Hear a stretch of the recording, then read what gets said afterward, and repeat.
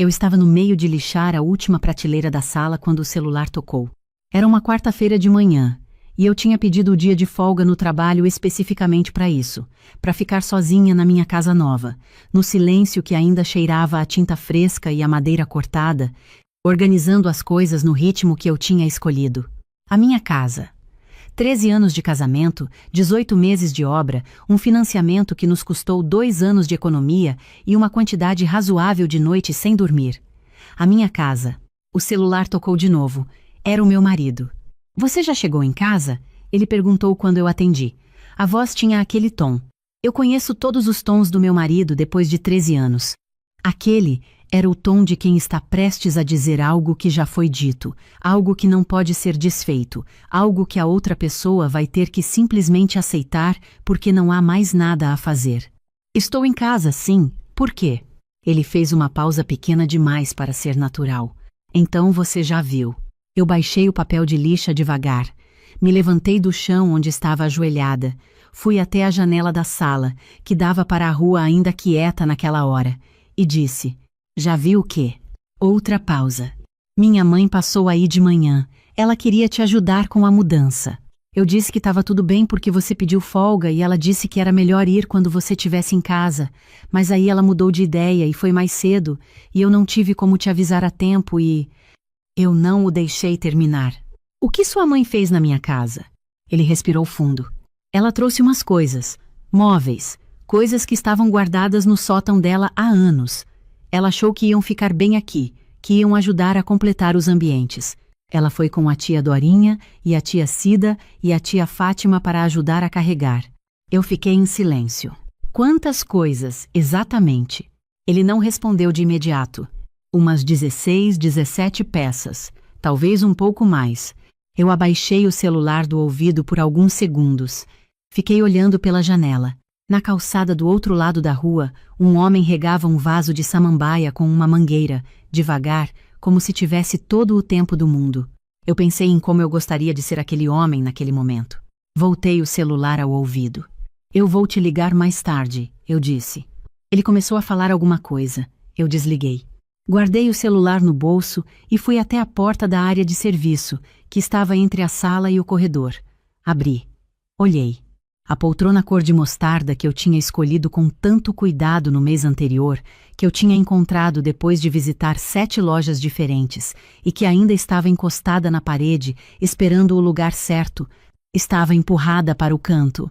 No lugar dela, havia uma cristaleira de madeira escura que eu nunca tinha visto na minha vida, com vidro fosco nas portas e um entalhe na lateral direita que mostra que bateu em algo em algum momento da sua existência.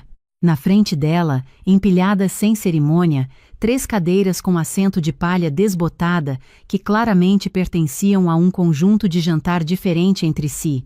Ao lado, uma cômoda bege que eu não pedi, uma banqueta de ferro que eu não escolhi, um espelho com moldura dourada grossa que era a antítese exata de tudo que eu tinha planejado para esse espaço. Eu fui até a sala de jantar. A mesa de jantar que eu tinha escolhido, com tampo de madeira clara e pés finos de metal escuro, estava deslocada da posição onde eu a tinha colocado com tanta intenção, empurrada para perto da janela, porque alguém havia colocado no lugar dela um aparador de madeira maciça, com 4 gavetas e puxadores de bronze, pesado demais para que qualquer pessoa movesse sozinha, o que significava que pelo menos 4 pessoas tinham entrado na minha casa naquela manhã para colocar aquilo ali. Eu fui até o quarto de hóspedes.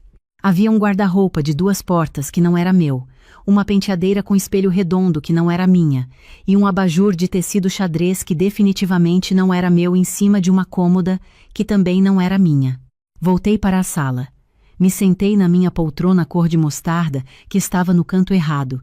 Fiquei olhando para a cristaleira escura que estava no lugar certo errado. Eu tenho 40 anos. Não é a primeira vez que a minha sogra entra em um espaço meu sem ser convidada. Não é a primeira vez que ela toma uma decisão sobre algo que me pertence como se o pertencimento não existisse, como se o fato de que ela criou o homem com quem eu me casei lhe desse direito sobre tudo que esse homem toca, inclusive a mulher dele, inclusive a casa dela. No nosso apartamento anterior, ela chegou uma vez enquanto estávamos viajando, com a chave que o meu marido havia dado a ela para emergências, e reorganizou o armário da cozinha porque achou que eu guardava as panelas no lugar errado. Quando voltamos, ela me ligou animada para contar o que tinha feito, como se eu fosse agradecer. Eu não agradeci. Voltei as panelas para o lugar delas e não disse nada porque eu era jovem, e ele era o homem que eu amava, e eu ainda achava que o silêncio era generosidade. No primeiro Natal, depois que casamos, ela chegou com um quadro embrulhado, um pôr-do-sol em cores que eu jamais colocaria em nenhuma parede, e anunciou que era para ir na sala. Não perguntou, disse. E o meu marido ajudou a pregar. E eu deixei porque era Natal, e eu ainda achava que ceder era amor. Essa casa custou tudo que eu tinha. Não só o dinheiro, que também foi muito, mas os fins de semana que eu passei escolhendo cada detalhe, cada material, cada tom de cor nas paredes, cada puxador de gaveta. Eu sabia como queria que cada cômodo se sentisse.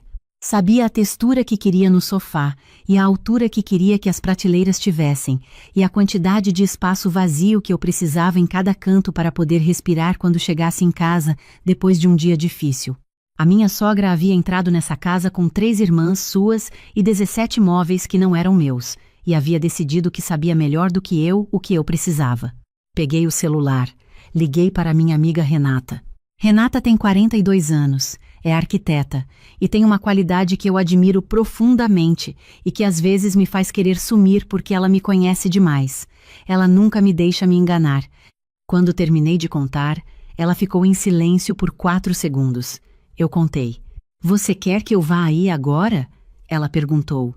Não. Quero que você me ajude a pensar. Você já sabe o que vai fazer. Acho que sei. Então não precisa pensar. Precisa fazer. Eu fiquei em silêncio. Ela disse, com aquela voz que não tem julgamento, mas também não tem espaço para desculpa. Se você deixar isso para lá, vai ter mais 17 móveis na próxima vez. Você sabe disso. Eu sabia fazia muito tempo. O problema nunca foi a minha sogra. O problema foi que cada vez que eu engolia, o espaço que ela ocupava crescia um pouco, e o espaço que sobrava para mim ficava menor, e eu ficava me acostumando com uma versão de mim mesma que cabia cada vez menos no próprio lugar. Deixa eu ligar para você mais tarde, eu disse. Ela disse, tá. E eu soube pelo tom que ela entendia. Desliguei. Fui até a cozinha, enchi um copo de água e fiquei parada olhando para o quintal pequeno que dava para uma amendoeira que estava lá antes da gente chegar, que eu não plantei, mas que eu já tinha decidido que ia amar. Fiquei olhando para ela enquanto bebia a água devagar. Eu sou uma pessoa que não toma decisões com raiva. Não porque seja calma por natureza, mas porque aprendi, à força, que as decisões que tomei com raiva custaram mais do que as que tomei com clareza. Então fiquei parada olhando para a amendoeira até sentir que o que estava no meu peito não era mais fúria, e sim algo mais firme, mais fundo, mais tranquilo, a clareza que vem de saber exatamente o que você precisa fazer e não estar mais com medo de fazer. Quando o copo estava vazio, eu sabia o que ia acontecer. Fui até a mesa da copa onde eu guardo o computador e abri o Google. Pesquisei empresas de mudança com serviço avulso na minha cidade, o tipo que faz translados pequenos e não exige agendamento com semanas de antecedência. Liguei para 3. A segunda tinha disponibilidade para o dia seguinte, quinta de manhã, com 2 funcionários e uma van. O preço era R$ 380 por até 3 horas de serviço. Eu dei o número do cartão sem pestanejar.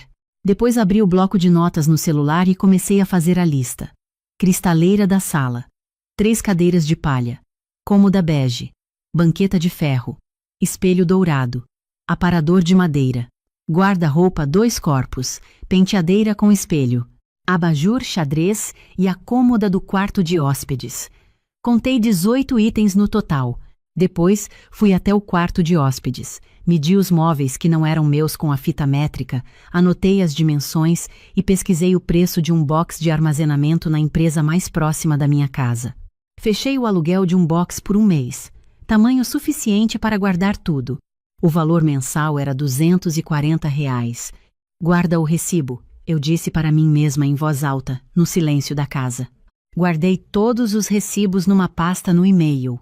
Àquela altura, eram quase 2 da tarde. O meu marido havia ligado 2 vezes. Eu não atendi. Não porque estivesse me esquivando, mas porque eu precisava terminar de organizar o que eu precisava organizar antes de ter aquela conversa. Conversa com raiva não constrói nada. Conversa com clareza muda coisas. Quando finalmente liguei de volta, ele atendeu no segundo toque. Você sumiu. Eu estava preocupado. Eu precisava pensar. Ele fez uma pausa. E aí? E aí eu pensei. Outro silêncio. Depois ele disse, com aquele tom de quem está tentando suavizar o que sabe que não tem como suavizar. Ela quis ajudar. Ela passou meses guardando essas coisas com a ideia de trazer quando a gente tivesse a casa própria. Ela acha que é presente. Eu sei que ela acha. Não é da maldade. Eu sei disso também. Então amanhã de manhã eu contratei uma empresa de mudança para retirar todos os móveis dela da minha casa e levar para um box de armazenamento. Ela tem 1 mês para buscar. Se não buscar, eu pago mais 1 mês. Mas eles saem daqui. Ele ficou em silêncio por um tempo longo. Você não acha que é... exagerado? Eu respirei fundo. Não de raiva. De alguém que sabe exatamente o que vai dizer. Ela entrou na minha casa sem me avisar. Ela trouxe 3 pessoas junto. Ela moveu móveis que eu escolhi. Ela colocou 18 peças que eu não quero, num espaço que eu planejo há mais de 1 ano. Ela fez tudo isso sem me perguntar uma única vez. Você me diz qual parte disso não é exagerada? Ele não respondeu. Eu continuei. E você concordou com ela sem me consultar. Você deu permissão sobre a minha casa sem me perguntar. Isso é o que eu preciso que você entenda. Não é só a sua mãe. É que você achou que podia decidir isso por mim. A voz dele, quando respondeu, estava diferente. Mais baixa, mais quieta. Eu não pensei assim na hora. Eu sei, mas é assim que funcionou. Ficamos em silêncio por alguns momentos. A mudança é amanhã de manhã, cedo, eu disse. Você pode estar aqui? Por quê? Porque eu preciso que você veja. E porque depois disso, a gente precisa conversar sobre outras coisas e eu quero que você esteja aqui. Ele disse que sim. A voz dele tinha aquele tom que aparece poucas vezes em 13 anos. O tom de quem está começando a entender que alguma coisa passou de um ponto que não volta mais. Os funcionários chegaram às 8h20 da manhã seguinte. 2 rapazes jovens, eficientes, sem curiosidade sobre o que estavam fazendo ali. Eu mostrei cada peça, eles fotografaram para o protocolo da empresa e começaram a carregar. Meu marido chegou às 8h40. Ficou parado na porta da sala olhando para o movimento. Eu me aproximei. Fui colocando cada item na lista à medida que saía. A cristaleira, o aparador, as cadeiras de palha que ninguém havia pedido. O guarda-roupa do quarto de hóspedes, que levou os 2 funcionários e meu marido juntos para mover. A penteadeira, o abajur. Quando o último item saiu, a casa ficou em silêncio. O meu marido ficou olhando para o espaço vazio onde o aparador de madeira estivera, depois olhou para mim. É aqui que a gente conversa? Ele perguntou. É aqui. Sentamos na mesa da copa. Eu coloquei 2 copos de água. Não tinha nada mais cerimonioso do que isso para oferecer e não havia nenhuma razão para fingir que era outra coisa que não era. Eu disse, com cuidado, com cada palavra no lugar que ela precisava estar. Eu te amo. Isso não está em discussão, mas eu preciso que você me diga que entende o que aconteceu aqui, não o que a sua mãe fez, porque a sua mãe vai continuar sendo quem ela é, o que você fez. Eu disse que ela podia vir. Você disse que ela podia vir sem me perguntar. Você tomou uma decisão sobre o espaço que é dos 2 como se fosse só seu, como se a minha opinião sobre a minha própria casa não fosse necessária. Eu fiz uma pausa. Sua mãe faz isso há 13 anos, e toda vez que ela faz, eu fico esperando você dizer não, e você não diz. E aí sobra para mim engolir ou parecer a bruxa que não deixa a sogra ajudar. Ele passou a mão no rosto. Aquele gesto específico que ele faz quando não tem contra-argumento, mas ainda está procurando um. Ela ia se magoar se eu dissesse não. Eu sei, e aí a mágoa dela foi transferida para cima de mim. Você protegeu os sentimentos dela com o meu conforto, fez isso sempre. Ele ficou olhando para o copo de água. Eu não quero que você fique mal com ela por minha causa. Eu não estou pedindo isso. Estou pedindo que você me consulte antes de tomar decisões sobre o nosso espaço. Estou pedindo que quando ela ultrapassar um limite, você seja quem diz que não pode. Não eu, você. Mas ela vai ficar brava comigo. Eu sei. E eu preciso que você escolha ficar bem comigo em vez de evitar que ela fique brava. Ele ficou em silêncio por um tempo longo. Do lado de fora, a amendoeira no quintal balançava levemente, porque o vento tinha aumentado um pouco naquela manhã. Você vai ligar para ela? Eu perguntei. Preciso ligar. Agora? Ele olhou para mim. Depois para o copo. Depois para mim de novo. Agora, ele disse. Ele pegou o celular e saiu para o quintal. Eu fiquei na copa. Não ouvi a conversa, não porque ele estava escondendo, mas porque a amendoeira fazia barulho suficiente para cobrir a voz dele a essa distância. Fiquei olhando para as paredes da minha cozinha, para as cores que eu tinha escolhido, para os puxadores de cobre que eu tinha procurado em 4 lojas diferentes antes de encontrar o modelo certo. Essa casa era minha. Não no sentido possessivo que exclui, no sentido de que eu tinha construído ela com intenção, com cuidado, com anos de espera e escolha, e ela me pertencia da forma que as coisas nos pertencem quando a gente coloca de verdade alguma coisa de si nelas. Meu marido voltou depois de uns 20 minutos. Sentou do meu lado, estava com aquela expressão fechada de quem saiu de uma conversa difícil. Como foi? Eu perguntei. Ela ficou brava. Eu esperava isso. Ela disse que estava tentando ajudar, que os móveis são de qualidade, que eu sou influenciado por você. O que você respondeu? Ele olhou para mim. Que a casa é nossa. Que qualquer coisa que entre aqui precisa ser decidida pelos 2 juntos. Que se ela quiser visitar, é bem-vinda, mas que visitas precisam ser combinadas com antecedência com os 2. Ele fez uma pausa. E que os móveis vão ficar no box até ela ir buscar, que eu não vou buscar por ela. Eu fiquei olhando para ele por um momento. Ela desligou na sua cara? Não. Ficou em silêncio por um tempo e depois disse que precisava pensar e desligou. É melhor do que desligar na cara. Ei, ficamos em silêncio. Do lado de fora, a amendoeira continuava balançando. Minha mãe também vai ligar, ele disse. Provavelmente hoje. Provavelmente. E você? Eu vou atender. Vou ouvir. E vou dizer o mesmo que você disse. Ele me olhou com uma expressão que eu não sabia nomear direito. Não era alívio, não era orgulho. Era algo mais parecido com o reconhecimento de que alguma coisa estava mudando de forma e que essa mudança era inevitável e que talvez no final fosse necessária. Me desculpa, ele disse. Eu olhei para ele. Não pela sua mãe, pela minha parte nisso. Eu sei que é pela sua parte. É por isso que vale. Ele assentiu devagar. Ficou com os cotovelos na mesa e a cabeça um pouco baixa, como quem está processando uma coisa que vai demorar mais do que uma conversa para assentar. Eu me levantei, fui até a bancada, voltei com o recibo da empresa de mudança e o contrato do box de armazenamento. Coloquei na mesa do lado dele. Isso foi 380 de mudança e 240 de box, eu disse. Eu paguei, mas a conta é dela. Ele olhou para os documentos. Você quer que ela pague, não como punição, como consequência. Ela criou o problema gerou custo, o custo é dela. E se ela não pagar? Então ela não busca os móveis, o box vira entulho no final do mês, e a história termina de qualquer forma, mas eu vou enviar a conta. Ele não disse nada, mas também não disse que não. Às vezes, o silêncio de um homem de 13 anos é uma resposta tão clara quanto qualquer palavra.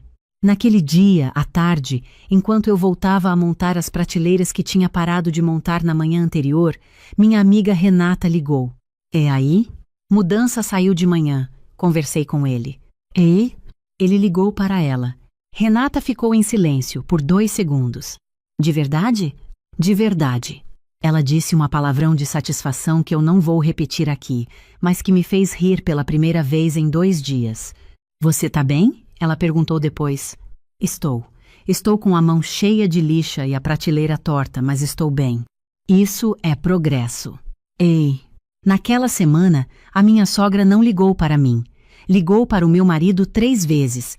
Nas 3 ele ficou no quarto, e nas 3 eu ouvi a conversa ser curta, e nas 3 ele saiu com a expressão de quem segurou o que precisava ser segurado.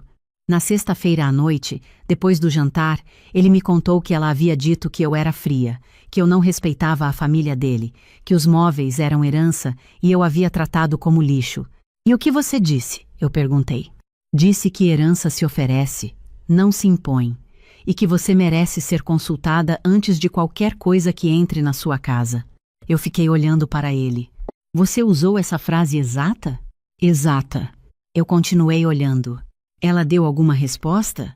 Disse que eu estava mudado, que você mudou eu. Você está mudado? Ele pensou por um momento. Mais honesto, ele disse. Acho que é isso. Na semana seguinte, recebi uma mensagem no celular de um número que eu reconheci depois de alguns segundos como sendo da minha sogra. Não trocávamos mensagens diretas com frequência, era sempre pelo meu marido. A mensagem dizia: eu fiz aquilo de coração. Você podia ter me ligado antes de mandar tirar tudo. Eu fiquei olhando para a mensagem por um tempo. Depois respondi: a próxima vez que quiser trazer algo para a nossa casa, fale comigo e com o meu marido antes. Será bem-vindo se for decidido pelos dois juntos. Ela não respondeu naquele dia. Respondeu 3 dias depois, com uma mensagem curta. Está bem. Não era um pedido de desculpa. Eu não esperava que fosse. Mas era alguma coisa, e alguma coisa às vezes é o início de um entendimento diferente. A conta da mudança e do box, no total R$ 620, eu enviei por mensagem com o comprovante. Ela depositou na semana seguinte, sem comentário. Fui buscar os móveis ela mesma com o filho mais novo, um sábado de manhã que eu não estava em casa. O meu marido ficou lá para abrir o box. Me contou depois que a conversa tinha sido curta e sem drama. Ela tinha levado tudo de volta para o sótão de onde havia saído. Naquela tarde, quando voltei para casa e o meu marido me contou, eu fui até o quarto de hóspedes. O espaço estava vazio de novo, do jeito que eu tinha planejado. A luz entrava pela janela de uma forma limpa e direta que a penteadeira cobria antes. Fui até a sala. A poltrona cor de mostarda estava onde eu queria. A cristaleira escura havia ido embora e o canto estava disponível para a planta que eu ainda não tinha comprado, mas que eu já sabia que seria uma samambaia grande, do tipo que diz que essa casa tem vida e escolha e intenção em cada detalhe. Sentei na poltrona. Olhei para o espaço ao redor. Era o meu lar. Não só as paredes, não só o endereço, mas aquela sensação específica de que cada coisa estava onde eu tinha decidido que ela devia estar, que nenhum canto havia sido tomado sem que eu soubesse, que aquele espaço me pertencia da forma que importa de verdade. O meu marido entrou na sala, ficou parado olhando para mim na poltrona. Ficou bem assim, ele disse. Ficou. Ele foi até o sofá, sentou. Ficamos os dois um tempo em silêncio, o tipo de silêncio bom que só existe quando não há nada que precise ser explicado. Ela vai tentar de novo, ele disse. Não hoje, não amanhã, mas algum dia. Oi, Zai. É aí? E aí vai ser assim de novo. Com calma, sem grito, mas com clareza. Toda vez, ele assentiu. Você sabe que vai criar uma distância entre nós e ela. Oi, Zai. Mas continuar como estava criava uma distância entre nós dois. Prefiro a primeira. Ele ficou olhando para o teto por um momento. Como você consegue ser tão calma? Não sou calma. Só aprendi que gritar não muda nada. A ação muda. Ele não respondeu, mas eu vi pela posição do corpo dele que estava pensando em alguma coisa que estava demorando para virar palavra. Então esperei. 13 anos me ensinaram a esperar. Depois de um tempo ele disse: eu sempre achei que estava protegendo todo mundo. Ela, você, a família, tentando não criar conflito. Eu sei disso. Mas na prática eu estava protegendo ela e deixando o conflito cair em cima de você. Sim. Não percebi enquanto estava fazendo. Raramente a gente percebe enquanto está fazendo. Ele ficou quieto mais um pouco. Então disse: eu não quero mais fazer isso. Eu olhei para ele. Dizer não para ela vai ser difícil por um tempo. Vai. Ela vai me ligar mais. Vai ficar brava mais vezes. Provavelmente. E você vai ficar do meu lado quando isso acontecer? Eu sempre fiquei do seu lado. Só precisei que você percebesse que eu estava lá. Ele se levantou do sofá. Veio até a poltrona. Ficou de pé ao lado dela por um momento. Depois colocou a mão no meu ombro. Devagar, como alguém que está pedindo licença. Eu não me afastei. Olhamos os dois para a sala, para os espaços que estavam cheios do jeito certo, para a luz que entrava pela janela sem obstáculo, para a planta que ainda não estava lá, mas que eu já sabia que ia amar quando chegasse. Obrigada por não ter gritado, ele disse. Gritar não teria mudado nada, eu disse. Agir mudou. Ele ficou em silêncio. Depois disse, baixinho, eu sei. É por isso que funcionou. Nos dias que se seguiram, a casa foi assumindo a forma que eu tinha imaginado. A samambaia chegou numa terça-feira, grande e cheia como eu queria, e foi para o canto da sala que estava esperando por ela. As prateleiras ficaram prontas, com os livros organizados por cor, uma escolha que eu tinha adiado por meses porque sabia que levaria tempo e queria fazer quando tivesse paz suficiente para isso. O tapete chegou uma semana depois, bege claro, e a gente passou uma tarde inteira discutindo se ficava melhor 2 palmos para a esquerda ou para a direita. Foi a melhor discussão que eu tive em muito tempo, porque era sobre o espaço nosso, sobre o que a gente escolheu junto, sobre o que a gente defende e cuida e decide todos os dias.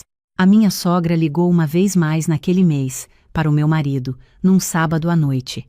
Ele ficou no quintal por 15 minutos. Quando entrou, estava tranquilo.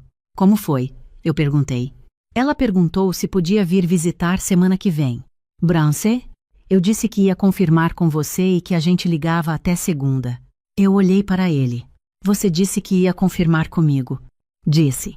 Não disse que ela podia vir? Não disse. Eu fiz uma pausa pequena. Depois disse. Sábado que vem funciona.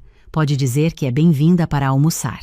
Ele deu um sorriso pequeno, do tipo que não tem nada de performático, do tipo que aparece quando algo faz sentido de uma forma que demora para chegar, mas que quando chega não tem como negar. Vou ligar para ela agora, ele disse. Ligou. Eu ouvi da cozinha a voz dele dizendo que sábado era bom, que a gente ficava feliz em receber. Depois ouvi ela falando do outro lado, não as palavras, só o tom, que era mais suave do que eu esperava. Quando ele desligou e voltou para a cozinha, eu estava cortando tomate para o jantar. Ela ficou feliz, ele disse. Imagino. Perguntou se podia trazer um bolo. E você disse? Que podia, claro. Eu sorri de costas para ele, de frente para a tábua de corte. Só o bolo, eu disse. Só o bolo, ele confirmou. E eu ouvi o riso baixo dele misturado com o barulho da faca na tábua, e o quintal lá fora estava quieto com a amendoeira imóvel no final daquela tarde, e a minha casa cheirava a alho e azeite e madeira nova e tudo que eu tinha escolhido. Eu tenho 40 anos, não sou velha, mas já sou velha o suficiente para saber que o tempo que me resta é precioso demais para gastar, sendo menor do que sou, em espaços que não me pertencem de verdade, recebendo pessoas que não me respeitam e sorrindo enquanto lavo a louça que elas usaram. Essa casa é minha, e de tudo que aprendi naquelas semanas, é isso que vai durar. Não os móveis que saíram, não a conta que foi paga, não a conversa difícil que eu precisava ter tido há muito mais tempo. O que vai durar é que eu aprendi, de uma vez e sem rodeio, que raiva grita e passa, clareza age e fica, e que o silêncio que eu escolho agora não é mais o silêncio de quem engole, é o silêncio de quem já sabe o que vai fazer. 22 meses. Esse foi o tempo que levei para perceber que estava sustentando, com cada centavo que eu ganhava, a arrogância de uma família inteira. 22 meses ouvindo que eu não sabia o que era gratidão, que não entendia o valor da família, que uma mulher sem filhos nunca ia construir nada de verdade. E numa tarde de quarta-feira, quando minha sogra olhou para o meu escritório cheio de clientes e disse àquela roda de amigas dela que tudo aquilo existia porque a família do meu marido tinha dado base para mim, eu sorri. Sorri porque naquele exato momento eu já sabia o que ia acontecer. Mas vou chegar lá. Deixa eu começar do começo. Tenho 40 anos. Fiz 40 em março, sozinha no meu apartamento, com um copo de vinho e uma série que eu tinha parado no meio há 2 anos porque nunca tinha tempo. Foi a melhor festa de aniversário da minha vida adulta. Mas essa parte vem depois. Comecei a trabalhar com design de interiores aos 23 anos, como assistente num escritório pequeno no centro da cidade. Não tinha nome, não tinha carteira assinada, Tinha vontade e um caderno de croquis que eu levava para todo lugar. Fui aprendendo enquanto trabalhava, fiz curso técnico à noite, depois especialização aos fins de semana. Aos 28 anos, abri meu próprio estúdio. Uma sala alugada, uma mesa, um computador que travava quando eu abria mais de 3 abas ao mesmo tempo e uma dívida no banco que eu pagava todo dia 15, com pontualidade religiosa, porque sabia que um atraso custava mais do que dinheiro. 12 anos depois, o estúdio tinha crescido. 3 colaboradoras fixas, carteira de clientes fidelizada, contratos com 2 incorporadores de médio porte e uma reputação que eu tinha construído projeto por projeto, entrega por entrega, revisão por revisão. O CNPJ era meu. O contrato social era meu. Cada móvel daquele escritório tinha sido comprado com nota fiscal no meu nome. Cada reforma tinha sido paga com dinheiro que eu ganhei acordando cedo e chegando em casa tarde. Conheci meu marido numa reunião de síndicos do prédio onde eu morava. Ele era o representante do bloco B, eu era do bloco A. Discutimos sobre a reforma da garagem durante 40 minutos e no final ele me pediu o telefone dizendo que precisava continuar aquela conversa em outro momento. Tinha 39 anos, era engenheiro civil, divorciado sem filhos, com aquele tipo de calma que a gente confunde com maturidade quando ainda está aprendendo a diferença. Ficamos juntos 2 anos antes de casar. Conheci minha sogra no 3º mês de namoro. Ela morava num apartamento próprio a uns 20 minutos de carro, saudável, ativa, participava de grupo de caminhada 3 vezes por semana. Nas primeiras vezes, foi simpática comigo. Gentil, até. Perguntava sobre meu trabalho com aquele interesse de quem está tentando entender o que a outra pessoa faz.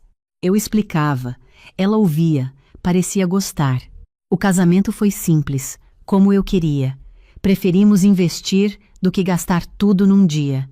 Minha sogra apareceu linda, sorridente, abraçou minha mãe na entrada da cerimônia. Tudo parecia muito bem. 4 meses depois do casamento, ela ligou para meu marido numa quinta-feira à noite. Eu estava na outra ponta do sofá, ouvia os monossílabos dele, via a expressão que foi mudando devagar no rosto. Quando desligou, ficou um tempo olhando para o chão antes de falar. Minha mãe está com problema no joelho. O médico disse que ela não pode ficar sozinha nos próximos tempos. Acho que ela vai precisar ficar aqui com a gente um pouco. Perguntei quanto tempo era um pouco. Ele disse que talvez 2 meses, talvez 3. Minha sogra chegou numa segunda-feira com 2 malas e uma bolsa de remédios. Era outubro. Ela foi embora 18 meses depois, mas não foi por vontade própria. Isso também vem depois. A primeira semana foi tranquila. Ela era educada à mesa, arrumava o próprio quarto, assistia televisão na sala sem incomodar. Mas na segunda semana já tinha reorganizado os temperos do armário da cozinha, porque a ordem anterior não fazia sentido nenhum. Na terceira semana, perguntou por que eu chegava tão tarde do trabalho. Expliquei que estava finalizando um projeto com prazo apertado. Ela disse, com aquela voz suave de quem está simplesmente se preocupando: "Você não acha que uma mulher casada deveria priorizar mais o lar?" Eu respirei fundo e não disse nada. As frases foram chegando aos poucos, como goteira que parece pouca coisa até molhar o teto inteiro. "Clarissa, você não pensa em ter filhos?" Com 40 se aproximando, o tempo não espera. "Clarissa, esse negócio de ficar viajando para a obra toda semana não é vida para mulher casada." "Clarissa, meu filho precisa de uma companheira presente, não de uma sócia." Cada frase vinha com um sorriso. O sorriso de quem acredita que está dizendo uma verdade necessária. Meu marido ouvia, baixava os olhos, mudava de assunto. Eu engolia. Foi quando chegou o meu cunhado. Ele tinha 36 anos, morava até então no apartamento da minha sogra, que agora estava fechado. Apareceu numa tarde de sábado com a desculpa de visitar a mãe e ficou para o jantar. Depois do jantar, ficou para a sobremesa. Depois da sobremesa, ficou até meia-noite falando sobre um projeto de aplicativo que ia mudar o mercado. Fui dormir, deixando ele e meu marido na sala. Nas semanas seguintes, começou a aparecer com mais frequência, sempre com uma ideia nova, sempre cheio de planos, sempre na hora do almoço ou do jantar, como se o estômago avisasse melhor do que o calendário. Minha sogra falava dele com aquela mistura de orgulho e desculpa que as mães reservam para os filhos que ainda não encontraram o caminho. Ele é muito inteligente, só não encontrou a oportunidade certa ainda. Meu marido concordava com a cabeça. Numa sexta-feira, minha colaboradora mais antiga me disse que precisava tirar uma licença de 3 meses por problema de saúde. Foi uma notícia difícil. Ela era essencial no atendimento aos clientes. Naquela noite, contei para o meu marido que estava com dificuldade de cobrir todas as frentes. Ele disse: "E se meu irmão te ajudasse no estúdio? Ele entende de tecnologia, poderia cuidar das redes sociais, das ligações, de organizar a agenda, só enquanto você resolve essa situação." Olhei para ele por um tempo. Disse que ia pensar. Não devia ter pensado. Devia ter dito não na hora e encerrado o assunto. Mas disse sim. E esse foi o maior erro que cometi naquele período inteiro. Uma coisa é contratar um funcionário. Outra coisa completamente diferente é contratar o cunhado que mora na casa da sua sogra, que mora na sua casa e que acorda todo dia achando que está fazendo você um favor ao aparecer. Meu cunhado chegava com atraso na maioria dos dias. Quando chegava no horário, passava a manhã no celular. Cometeu erros em confirmações de agenda que me fizeram perder 2 clientes. Numa reunião com uma incorporadora, fez uma piada fora de lugar que deixou o ambiente tenso por 20 minutos. Quando eu sinalizava que algo não estava certo, ele ria e dizia que eu estava exigindo demais. E quando eu levava isso para meu marido, a resposta era sempre alguma variação da mesma frase. "Tem paciência, ele está se adaptando. É meu irmão, Clarissa." Eu tinha paciência. E a paciência ia custando caro. Os comentários da minha sogra foram ficando mais diretos com o tempo, como se cada mês de tolerância da minha parte tivesse sido lido como autorização para ir um passo além. "Clarissa, é muito bom que meu filho mais novo esteja tendo essa oportunidade no seu estúdio. Ele tem muito talento para a área comercial. Já pensou em dar uma participação formal para ele?" Sorri e disse que ia pensar. Não ia pensar, mas disse que ia. Minha amiga Patrícia, que tinha um escritório de contabilidade e me conhecia desde os tempos do curso técnico, me dizia toda vez que a gente se encontrava: "Clarissa, isso vai piorar antes de melhorar se você não colocar limite agora." Eu ouvia, agradecia, voltava para casa e continuava engolindo. Até aquela quarta-feira de novembro. Eu estava no estúdio mais cedo que o normal, finalizando as pranchas de um projeto de reforma residencial com entrega prevista para a semana seguinte. Eram quase 11 da manhã, quando minha sogra entrou pela porta com 4 amigas dela, sem avisar, sem perguntar. Simplesmente entrou, cumprimentou minha colaboradora com familiaridade e acomodou o grupo na mesa grande da recepção, que eu usava para apresentações com clientes. Não disse nada. Pedi para minha colaboradora servir café. Fui terminar o que estava fazendo. Ouvia as vozes lá fora. As amigas admiravam o espaço. E com razão, o estúdio era bonito. Tinha feito uma reforma no ano anterior com revestimento de concreto na parede do fundo, iluminação pensada ponto a ponto, uma galeria com fotos dos projetos executados. Era resultado de 12 anos de trabalho, não de uma tarde de visita. Então ouvi. A voz da minha sogra, com aquele tom de quem está contando uma história que já ensaiou. "É um lugar bonito, né, Verônica? A família ajudou muito para chegar até aqui. Meu filho apoiou ela desde o começo. Meu outro filho está aqui trabalhando com ela agora. Negócio que a mulher toca sozinha, sem estrutura de família. Não vai para frente, não." Silêncio dentro de mim.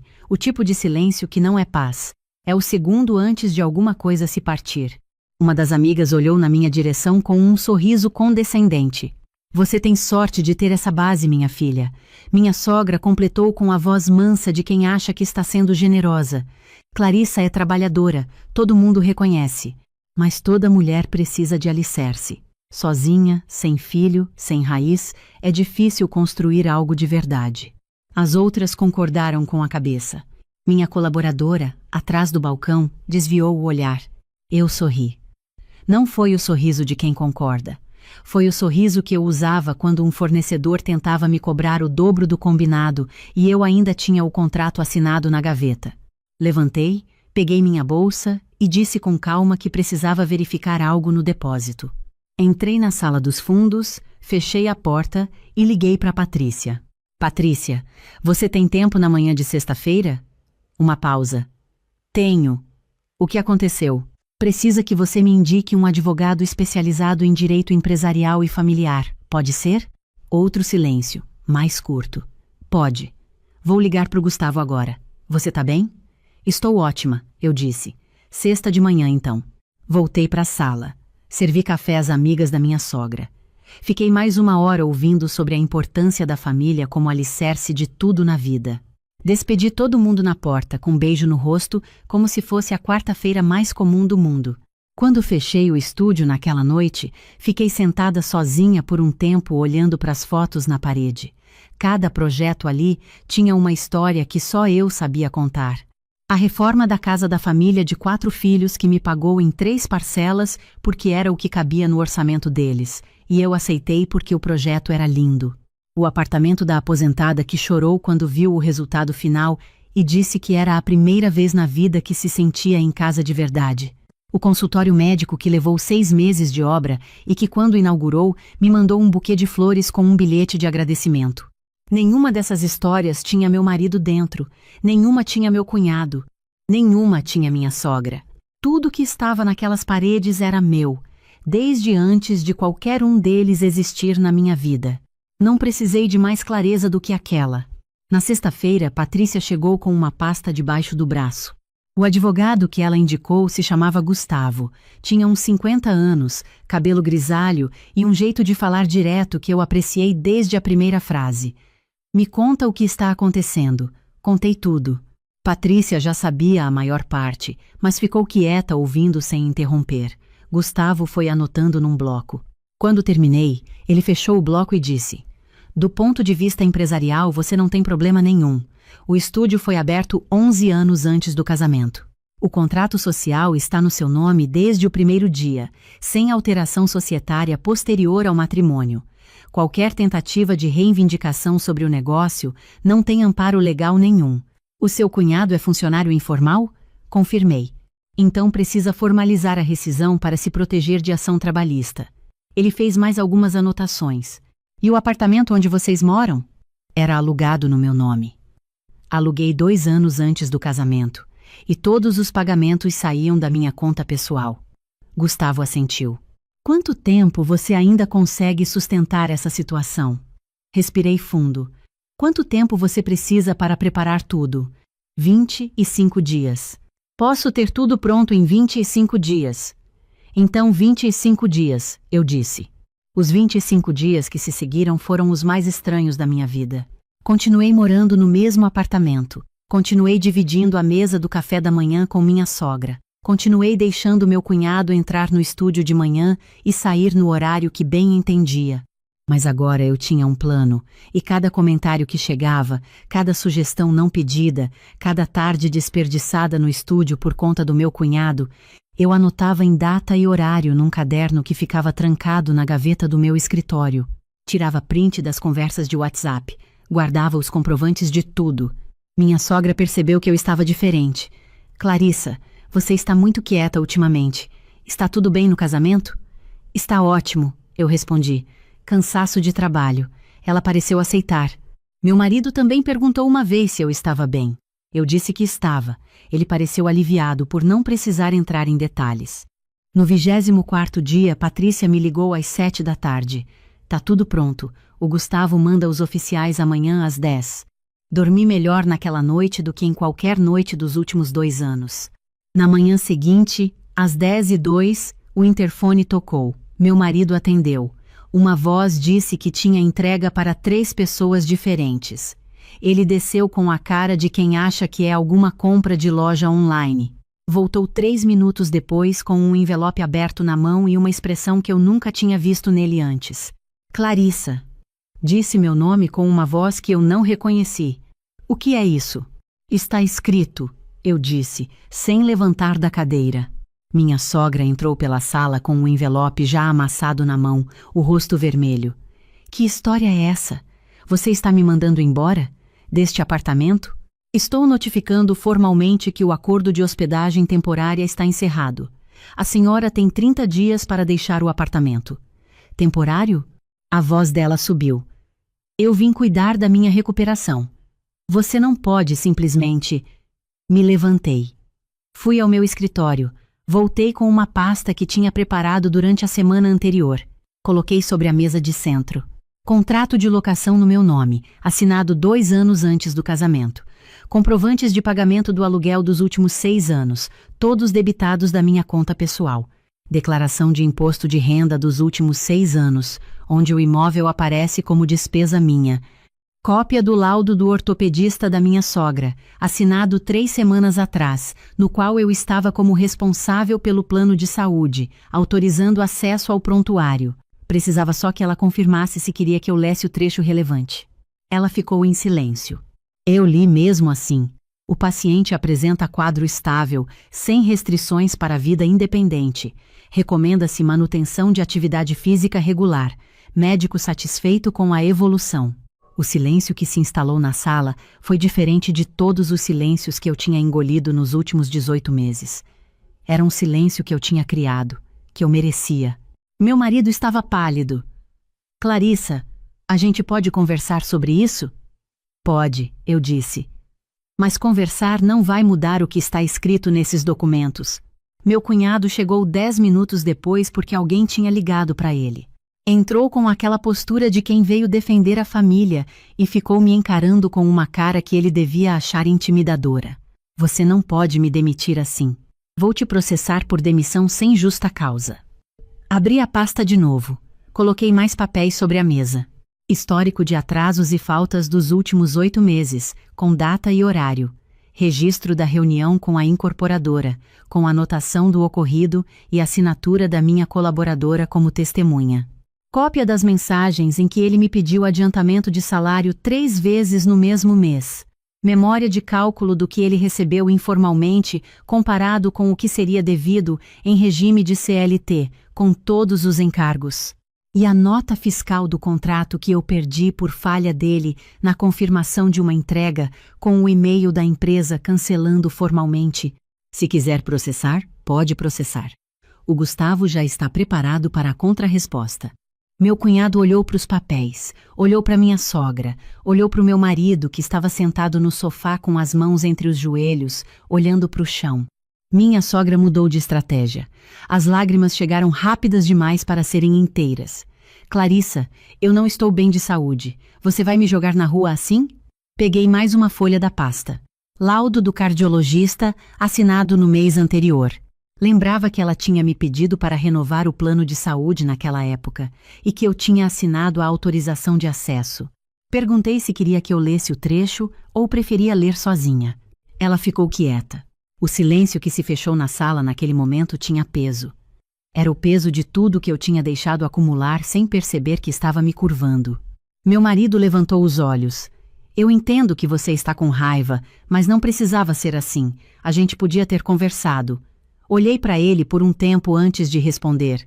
Durante 2 anos eu tentei conversar. Toda vez que sua mãe dizia que eu não entendia o valor da família, eu esperava que você dissesse alguma coisa. Toda vez que seu irmão faltava ao trabalho ou errava uma entrega, eu esperava que você tivesse uma conversa com ele. Toda vez que eu chegava às 11 da noite porque estava terminando um projeto e ouvia que eu me preocupava pouco com o lar, eu esperava que você defendesse o que eu construí. Fiz uma pausa. Você não fez nenhuma dessas coisas, nenhuma vez, nenhuma. Ele abriu a boca. Não. Disse antes que viesse qualquer palavra. Você tem 30 dias. Se não tiver saído até lá, o Gustavo me disse que com toda a documentação que temos, o processo de reintegração de posse leva menos de 2 semanas. Peguei minha bolsa, meu casaco e as chaves do estúdio. Vou ficar alguns dias no apartamento da Patrícia enquanto a situação se organiza. Quando eu voltar, quero o apartamento disponível. Minha sogra tentou uma última vez. Você vai se arrepender disso. Mulher sem família, sem filho, sozinha no mundo. Você vai precisar de alguém um dia. Parei na porta. Me virei. A calma que eu senti foi mais forte do que qualquer coisa que eu esperava sentir naquele momento. Prefiro isso a ser diminuída por pessoas que nunca tiveram intenção de me valorizar. Boa sorte, sogra. Fechei a porta com cuidado. Não precisei bater. Fiquei 11 dias no apartamento da Patrícia. Trabalhei. Finalizei o projeto que estava em andamento. Fiz uma visita de obra que tinha atrasado 2 semanas. Jantei com minha colaboradora, que quando soube do que tinha acontecido, me mandou uma mensagem dizendo que estava do meu lado e que eu podia contar com ela.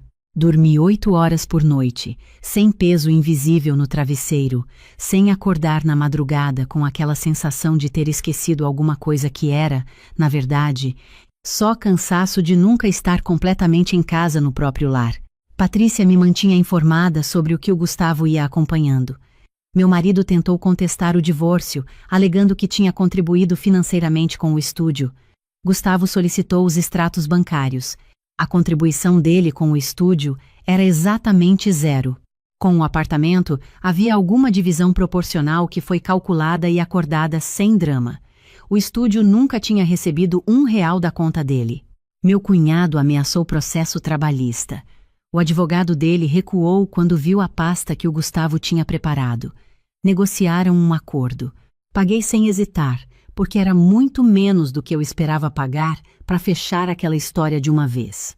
Minha sogra foi morar com meu cunhado num apartamento de 2 quartos que ela encontrou usando o dinheiro que tinha guardado, mais do que ela deixava aparecer. Uma recuperação extraordinária, exatamente a que uma pessoa precisa ter quando precisa administrar a própria vida. No 12º dia, Patrícia me ligou às 6 da tarde. O apartamento está vazio, foram hoje de manhã, fui no dia seguinte. O apartamento tinha aquela cara de lugar deixado com pressa e com raiva. Faltavam 2 quadros que eram meus. A cafeteira nova que eu tinha comprado em dezembro tinha desaparecido. 2 vasos de cerâmica que eu tinha trazido de uma viagem estavam no chão do corredor, não caídos, quebrados com intenção, como se alguém tivesse precisado deixar alguma coisa marcada. Na bancada da cozinha, um bilhete da minha sogra com letra firme. Você destruiu uma família, vai colher o que plantou. Guardei o bilhete na pasta. Era mais uma prova de caráter, e eu já tinha uma pasta inteira delas. Passei 3 horas limpando o apartamento, não com tristeza, com prazer. Com cada coisa que eu organizava, com cada janela que eu abria para entrar ar, eu sentia que estava recuperando algo que tinha sido meu o tempo inteiro, mas que eu tinha permitido, sem perceber, que pertencesse a outras pessoas. Comprei móveis novos. Escolhi cada peça com calma. Voltei à loja 3 vezes para mudar de ideia sobre um tapete. Pintei a parede do quarto num tom que eu queria há 2 anos e tinha descartado porque a cor era muito marcante para espaço compartilhado. A parede ficou linda. A cor era exatamente certa. 3 meses depois, meu marido mandou mensagem dizendo que tinha refletido muito, que reconhecia os erros dele, que queria conversar. Li a mensagem. Coloquei o celular de volta na bolsa. Fui preparar a massa de um bolo encomendado para o dia seguinte. Não respondi naquela semana. Não respondi na seguinte. Com o tempo, a mensagem perdeu o peso que nunca devia ter tido. 8 meses depois do dia em que fechei aquela porta, contratei uma nova colaboradora e comecei o processo de registro de marca do estúdio que Patrícia vinha sugerindo há mais de 1 ano. Assinei um contrato de fornecimento de projeto com uma pequena rede hoteleira que estava expandindo na cidade. Era o tipo de parceria que eu tinha buscado por muito tempo e que, enquanto estava dentro daquela situação, nunca tinha conseguido dar a atenção que merecia.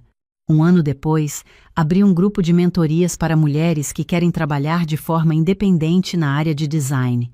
As primeiras 3 turmas lotaram. Numa tarde, durante uma das sessões, uma participante de uns 42 anos, com um caderno cheio de anotações e uma expressão concentrada, me perguntou quanto tempo tinha levado para chegar até onde eu estava. Pensei antes de responder. Levei 12 anos para construir, 22 meses quase perdendo tudo, e alguns dias para recuperar o que sempre foi meu. Ela sentiu mais do que estava na pergunta. O que eu aprendi nesse processo não cabe em lista, mas as coisas que ficaram mais claras são essas. Aprendi que generosidade sem reconhecimento não é virtude.